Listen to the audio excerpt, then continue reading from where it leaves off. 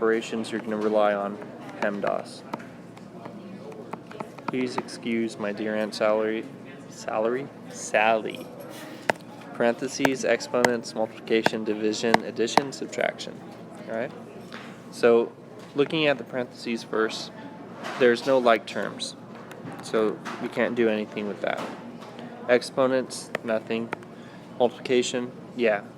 So, the multiplication is in the form of your distributive property. So, if I zoom in here, we can actually distribute this negative into each of these terms. So this works as negative 1 times 4 is negative 4. Negative times negative is positive. And 1 times 3x is 3x. Okay? So bring everything else down. This is 2x equals 12. And then distribute over here as well. So let me scroll over there. So now we have 3 times x and 3 times negative 5. So this makes it plus 3x minus 15. Next part is to combine like terms. So we look to the left side, 2x and 3x are like terms. So this is 5x minus 4 equals. And then we have 12 and negative 15 are like terms. So this is going to be 3x minus 3.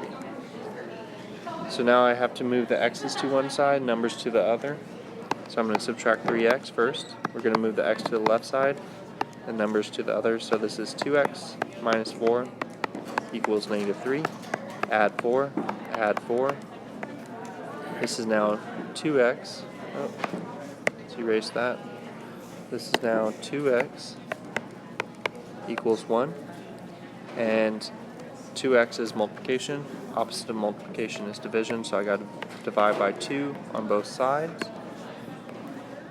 And that means that x is equal to 1/2. Now to do part B, you're going to do the same thing. Just give you a hint on this one. You're going to distribute here and then combine like terms. After you do that, I want you to notice A and B. The difference is that A is an equation because it has an equal sign. There's no equation here, so no equation, or no equal sign I should say. So no equal sign, which means you're dealing with an expression. Since there's no equal sign, you should not end this answer with x equals some number. It's going to have it to where it's just an expression, which could be, an example is, we could have something like 3x minus 1, and that could be your answer. You're just simplifying. For this one, what we can do here is you're going to get rid of all the denominators first. So you're going to multiply by every denominator you see, 5, 10, 4. So you have 5 times 10 times 4, and you're not going to write it out. So if you look at this, the 5 and the 5 can be crossed out, leaving just 10 times 4 times 2. So we're distributing all three of these to each one. So 10 times 4 is 40. 40 times 2, 80. And then don't forget the x. So now looking here, the 10,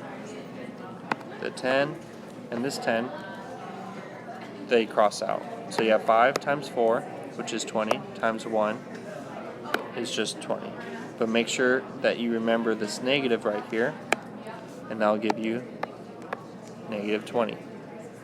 So 5 times 4 times negative 1, negative 20, equals, and the last one, so look back over, 4 crosses out with 4, so you have 5 times 10, 50, times 3 is 150. So 150, and don't forget the x. Now it's in something that's much easier to solve. Put the x's on one side, numbers on the other, and then you'll most likely have to divide by the number that's left next to the x, and then you're done.